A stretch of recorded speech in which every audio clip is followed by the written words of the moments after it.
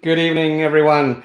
I hope you're well. My name's Jeremy Webb. I'm Neptune Theatre's Artistic Director, welcoming you to another live stream, another edition of our most evening show. I wanted to say every evening, but it's not. It's Tuesdays to Friday. It's called Off the Leash, and it's an opportunity for Neptune to stay in contact with all of our friends, colleagues, patrons, subscribers, sponsors, and just keep you in touch with what's going on with Neptune during this global crisis, and hopefully to make you smile at some point over the next few minutes. Every night for the last week and a half, I've been joined by special guests. We've had a lot of fun. You can actually watch all of the past episodes if you've missed some and you want to watch them. You can see them at neptunetheatre.com. There is a page there for Off the Leash and all of the episodes there. Plus, you can see who's coming up next. In the next day or so, we're going to announce who's joining us next week. It's a very exciting lineup. Can't tell you who it is, but no more exciting than tonight's lineup. When I first became artistic director of Neptune Theatre, it was January the 1st, 2018. Not that long ago now, so a couple of years. And I directed a show called Mamma Mia in the spring into the summer. But my first show of my main stage season that I programmed was a play called Shakespeare in Love. So I thought it would be nice, and because I love these three performers, to bring some of the cast back together. And let's bring them in right now. So who played Shakespeare but Ally MacDonald? Hello. Sarah English played Viola, the love part of Shakespeare in Love. Yeah. And Wayne Burns played even more love all over the stage. How are the three of you? Good. I'm well, yeah. You can tell this isn't good, scripted, right? How are you? Where are you? I assume you're safe because you're all smiling at me. So where are you, Sarah? I'm in Toronto in my apartment, and I've been hunkering down and hanging out here. Yeah. Cool. And things are okay? Oh yeah, like I finally started puzzling, and that's been I'm really going for it. I'm living potentially my best and worst life, and I'm just letting it happen. So I'm great. Ally, how about you? I'm in the same city as Sarah. I'm in Toronto. I'm also in my apartment. It's more like a 2-floor house. Oh, good. Which is nice. Get some space. Sorry about it. You get to choose which floor you're on. And... Yeah, exactly. Yeah. So we have little rooms we can hide in if I get annoyed by the people I live with. I'm just kidding. I love them if you're watching. They're in the same building, so in theory, they're either watching or listening through the wall. It's true. Right. Wayne, how are you doing? I'm good. I love my apartment, so I'm very happy to stay inside of it and not leave. Right. What you're saying is this is helping your hermit tendencies. Very much so. I feel kind of like a recluse. So let me start by asking all of you: had any of you worked together, known each other when you came to Neptune to do this particular play, Shakespeare in Love, in the fall of 2018? Who wants to take that one? Wayne and I had met. Yeah. And, we'd both kind of seen each other's work before, and voiced an admiration and respect for each other's work. But no, we hadn't worked together. And then I didn't even know who Ally was. You didn't know? You didn't know who he was? No, I did. But I hadn't met him. Right. I've actually, I warned you I had a few pictures. I've actually got a picture here, which I believe is the moment. It might be the moment that you met. It's certainly the moment where we went public with you guys knowing each other. Yeah. Is that that's at the season launch event where we announced the cast of the show? Yeah, I'm looking for pizza in that photo. Did you find it? Yeah. Okay, good. Okay. I was looking for pizza too. Yeah. Behind her. You were hunting for pizza. And had either of you, so Ally and Wayne, did you know each other before this? Because you've done projects since we worked together. Mm-hmm. But Alistair and I low-key hated each other before that show. Did you really? Yeah, we did not like each other. Why? Alistair knew more about me than I think I knew about him, and we were reminiscing. I feel like we reminisce about this a few times, or a lot, but there was this night when Alistair came into the Gladstone Hotel, which was where one of like the jobs that I had here in Toronto, and he loves karaoke, so he was alone singing karaoke, like half in the bag, probably more, and he past my little serving station, and he was like, "Hey, I know you. I know you." And I was like, "Okay." And he's like, He said, "I know you too. You're Alistair. Thank you very much." I feel like you didn't know who I was. I didn't like. I recognized him, but I didn't know what the connection was. And then he was like, "We should hang out sometime," and we exchanged numbers. And I was like, "Who the heck is this person?"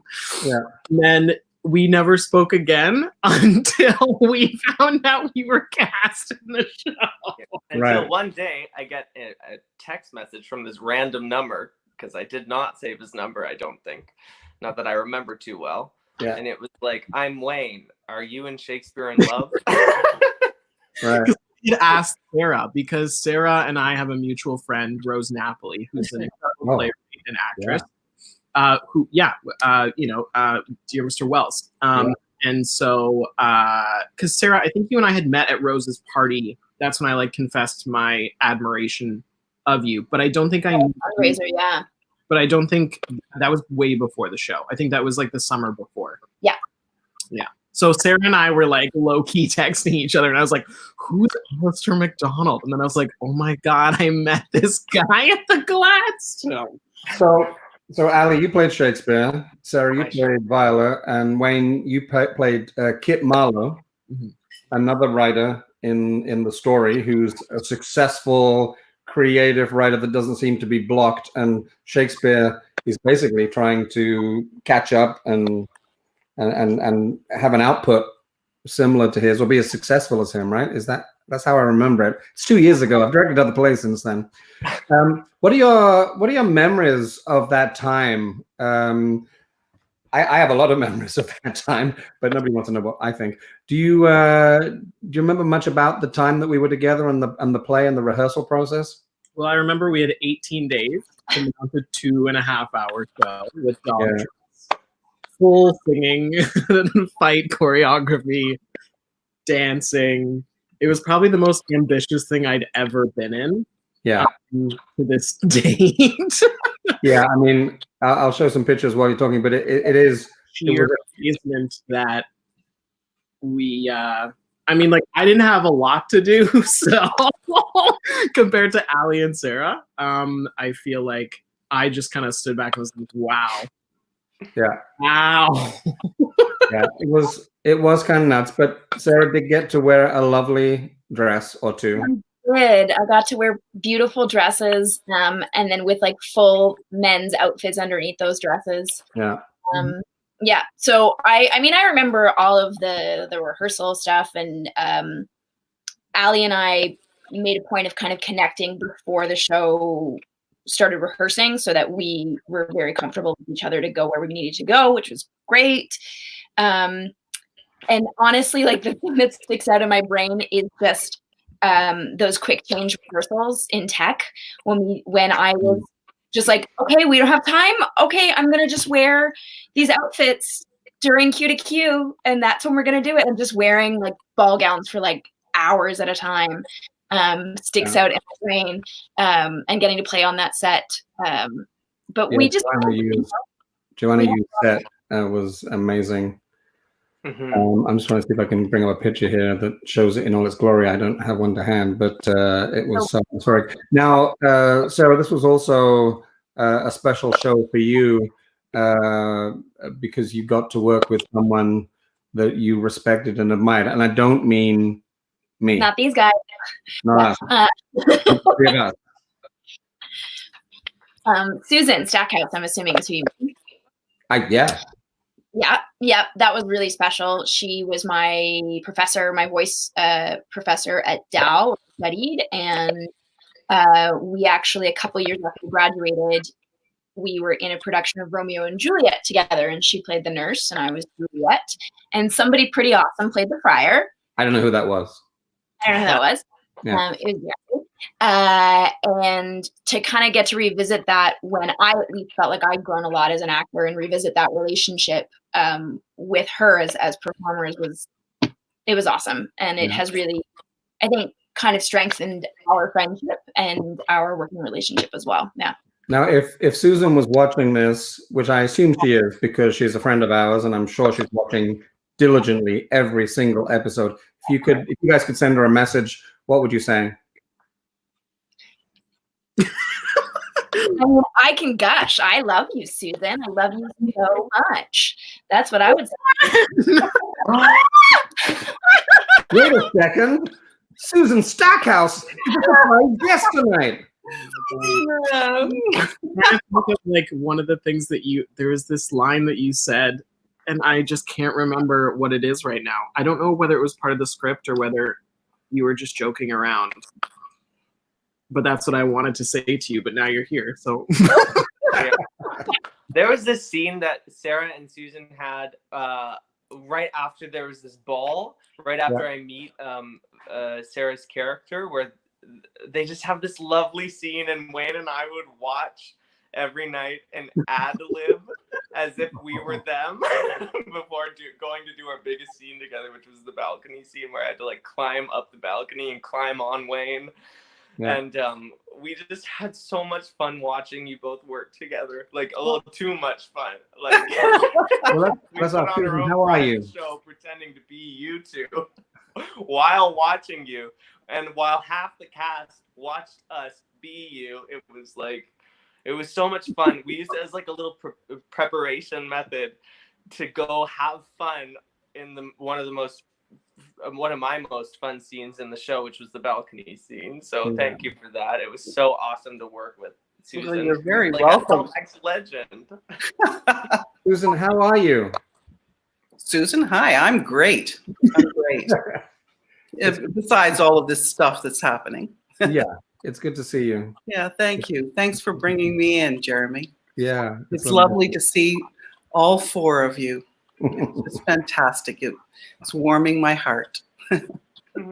Yeah, I as soon as I'd asked you three to join me on the show, I think I was sitting here in my basement. I went, wait a second, I could get Susan to be a surprise guest, and she could sneak into the studio, the digital studio, after they're on air, and they'll never know.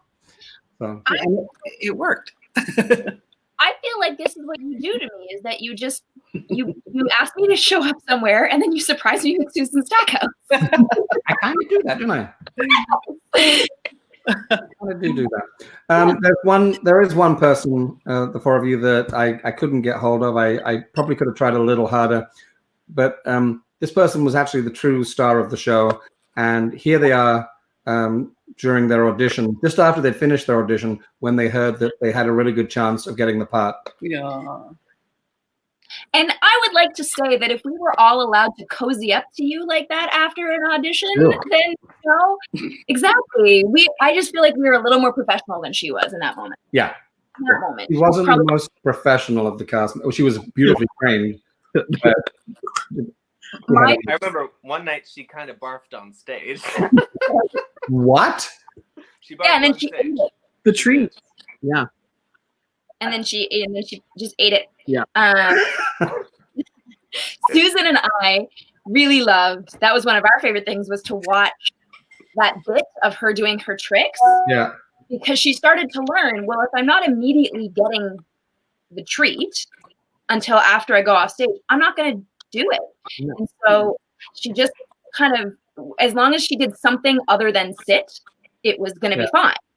And then on the last show, she just sat down, just sat on the command, which she wasn't supposed to do, because she was like, I'm done. Yeah.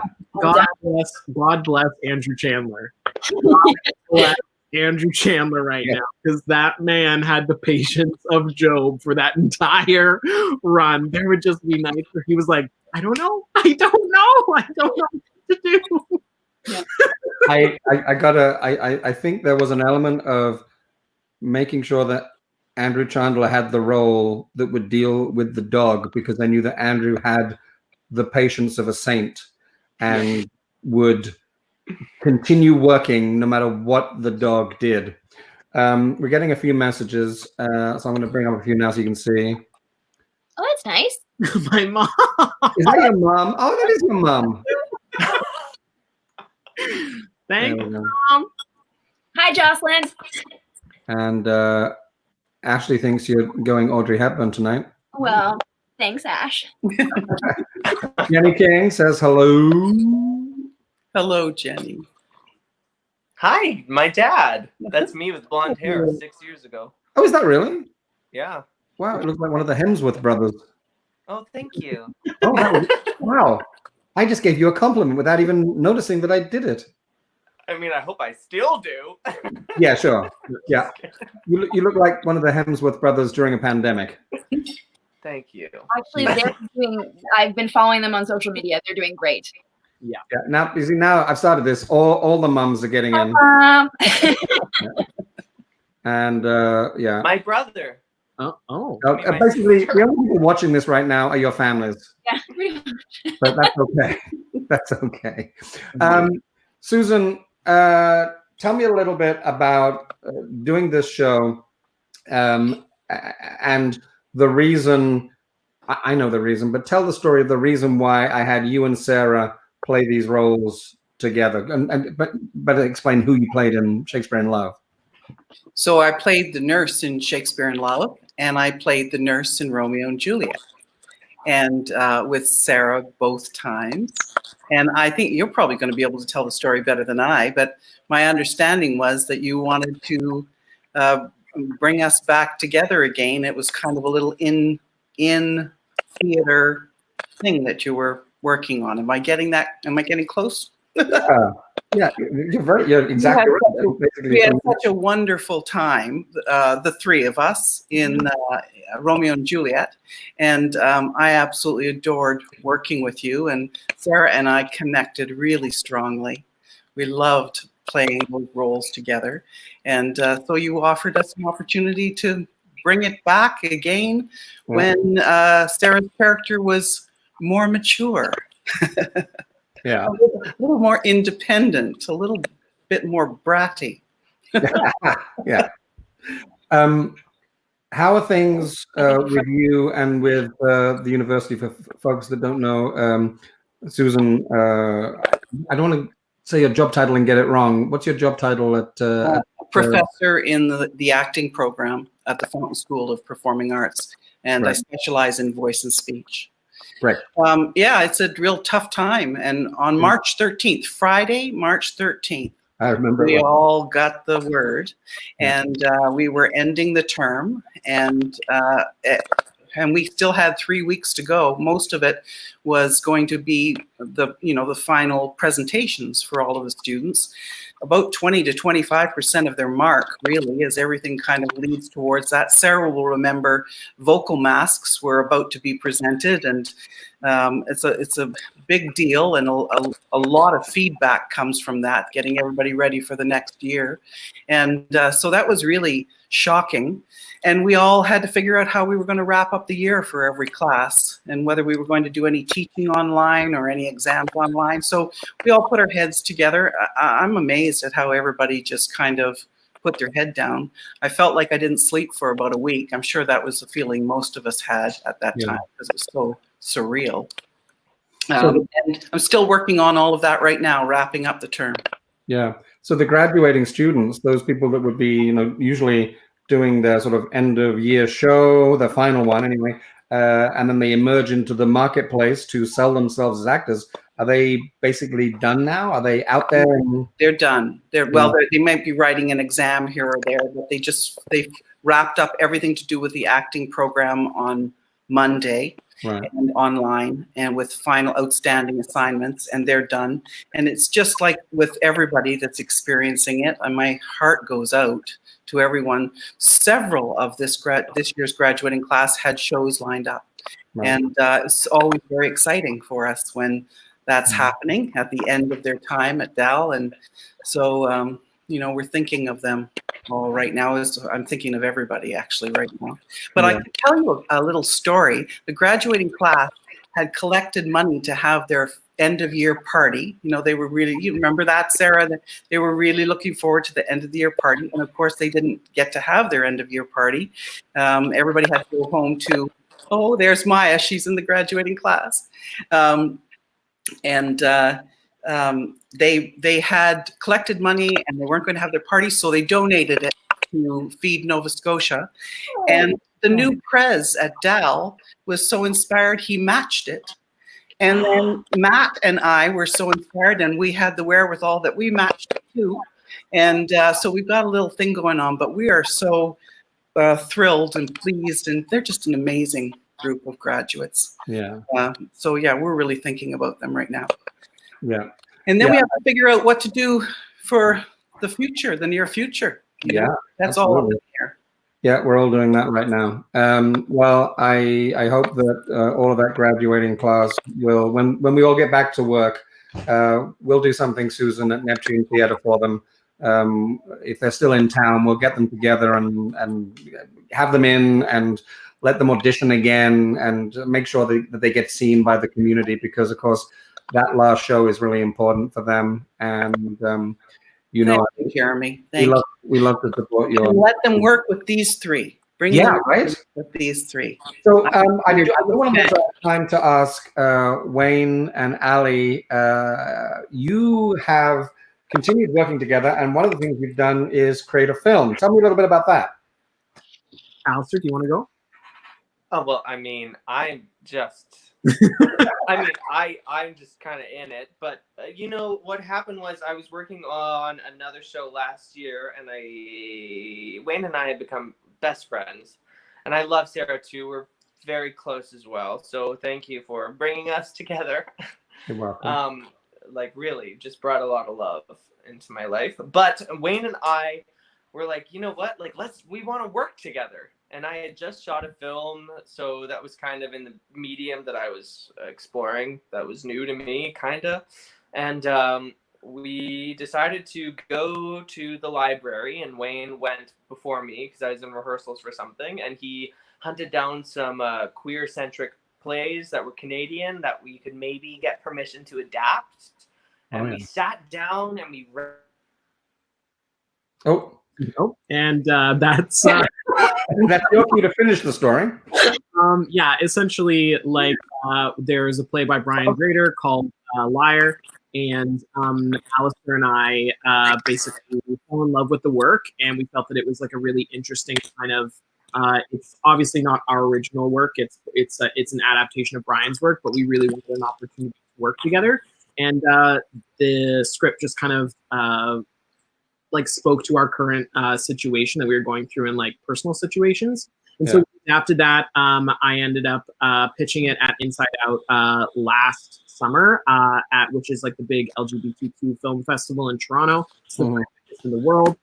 We're shortlisted and to be one of 5 artists who pitched.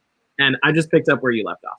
And then we didn't end up winning the contest, but a representative from CBC approached me at that time and was really fascinated with the content. And they basically were like, we'll buy it from you. So they gave us a decent amount of money to basically create the film. So it was a pre-license deal. So the content is now CBC exclusive. So it'll be broadcast in November on national television. And then it'll live on GEM for the next potentially, I think, up to 3 years. But the film itself is basically a conversation around ghosting culture, specifically within the men seeking men community. Right. Yeah. It's really good. It's really good. I saw a screening of it in Toronto. Alistair was in Calgary at the time, but we had a private screening. I guess it was late February. And then there's definitely some exciting news coming up about it besides the CBC premiere that I cannot reveal as of yet. But there will be some larger screenings in the near future after all of this is wrapped up. Awesome. Yeah. That's Am really I back? exciting. That's very exciting. I actually had the pleasure of directing Wayne in a film a few years ago. One of two films I've directed. And Wayne, I'm going to have to bring up a picture of this. Oh, of course. Yeah, there we go. There you are. So moody. So moody in that picture. That's in the now destroyed, knocked down St. Pat's High School.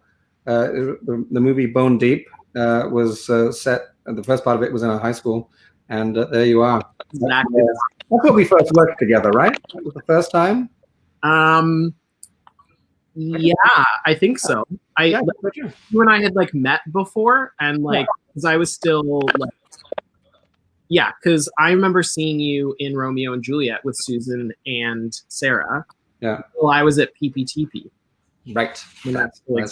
I remember that. So, Ali, I just have to draw attention to the fact that you very deftly, delicately skirted around the fact that you made a film, and that I'd like you to tell me just briefly a little bit about that, because I know that you were shooting that film while we did Shakespeare in Love. And tell the story of why I know that, and then tell us what the film is. Okay. Well, I know these two talked about their memories with about Shakespeare in Love. One of the first memories I have was I partially tore my MCL in the first week of rehearsal, and I remember the first run through we did of Act 1. I did on one foot, hopping around, which was really funny. But I miraculously healed because of an osteopath and through some ultrasound therapy. But at the same time, I was asked to be a part of a film starring Lucy Liu and Jackie Weaver and Adrienne Grenier at the same time. And I told them that I was doing a play called The Shakespeare in Love, and the director knew very well I was doing it. And and still told me he would work around my schedule. And so I decided to take the part, which was a bigger part than I'd expected. I'm like 4th or 5th billed in the movie, where I play a coke addicted drag queen named Joan, which is also my grandma's name. So I love that. And I was filming some mornings 4 a.m.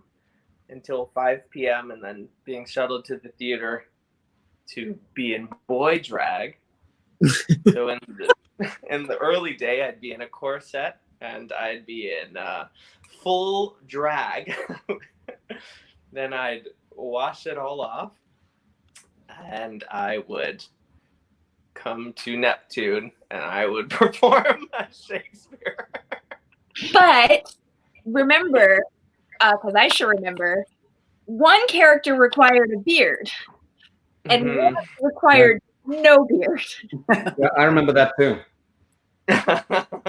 And so what I would do, my stubble would be grown back, and I'm a visual artist first. Like before I even went to acting school, I went to NASCAD, so I draw an incredibly convincing beard, like to the point where nobody knew.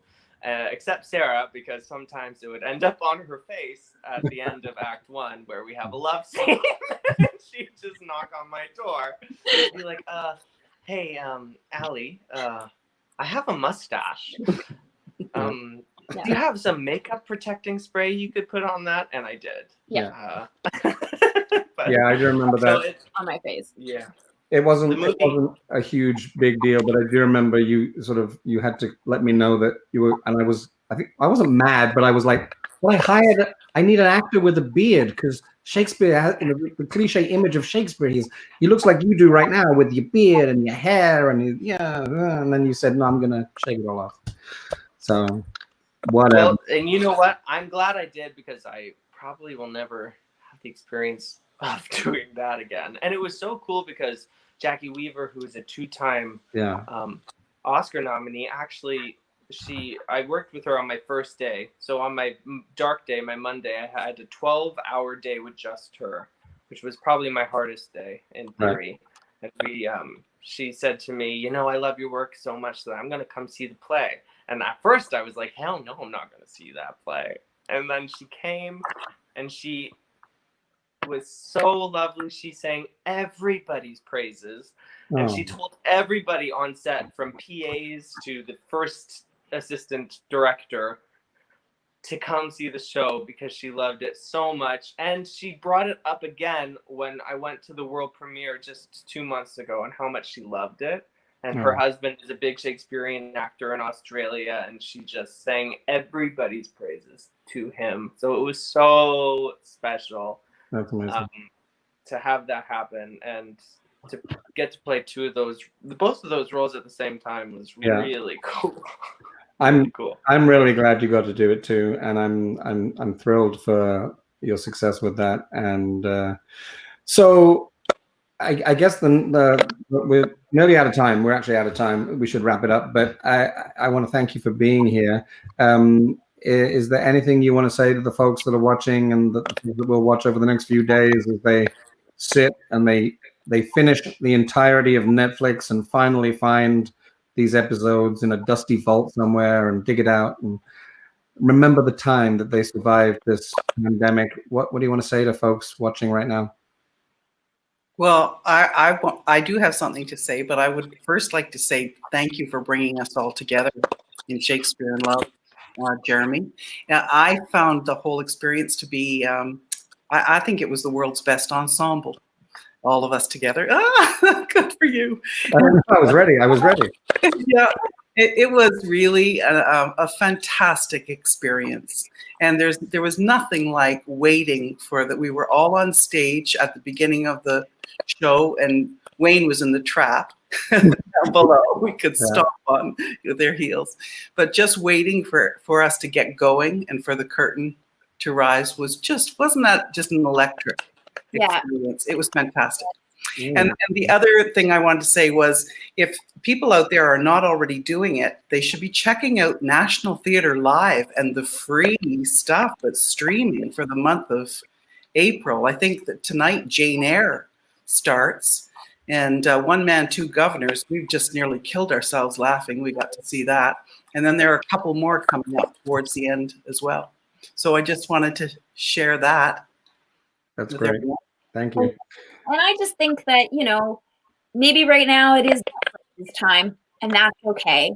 The theater has survived a lot, and it will continue to survive.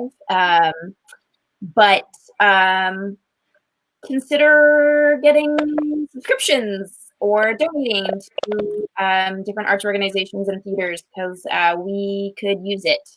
And I've been sort of telling some of my friends who are still working from home to just take that into consideration at the end of the year.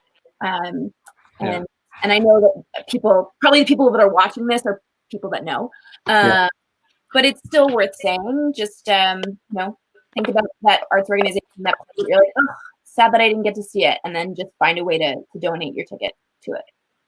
Sure. Thank you. I would say, I'm sorry, I know we don't have that much time, but I would say that as artists and actors, especially, I think it's really important to clock how you're feeling. And we put a lot of pressure on ourselves to get work done or to seek work, but now's the time to reflect on how you're doing and who you are and how you're processing what we're going through. So treat yourself well and just live through this experience, because I think it will help us as artists and in knowing ourselves moving forward. That's what I would say. Thank you. All right, Wayne, do you have anything you want to add before we wrap it up? I think I'll just probably echo Alistair in the sense that, artists are people too, and I think it's important to get to know the person that you are so that you can make great art. Awesome. Thank you. It is so good to see you all. Thank you for bringing us together. For sharing the evening with us. Thanks for doing this, Jeremy. Thank you very much for doing this. We will continue to do it as long as I have a glass of wine next to me and an internet connection. And I just want to say cheers to everyone watching. Thank you for tuning in. I'm going to say goodbye to you folks and then wrap it up. So feel free to stick around in the green room for a second, and I'll see you there shortly. Okay. Thanks to all my guests. There they are. And I'm going to get rid of them all one by one. Just get rid of them. That's what I'm going to do. I'm just waving So, and saying, unceremoniously dumped out of the stream. Thanks for watching, folks. I'm very excited to continue doing these things. I'll keep doing it for a while. Tomorrow night, we have a lovely team coming to join us. Sarah Richardson, Richie Wilcox, and Lara Lewis, who are going to talk about other theater companies, what's going on around the province right now, and how people are surviving and making plans and planning on entertaining us and moving into the future. So do tune in tomorrow. And like I said, we'll be announcing this weekend, over the Easter weekend, who our guests are next week from Tuesday to Friday. Take care. Thank you for your support of Neptune Theatre, and I will see you again tomorrow night. Take care. Bye-bye.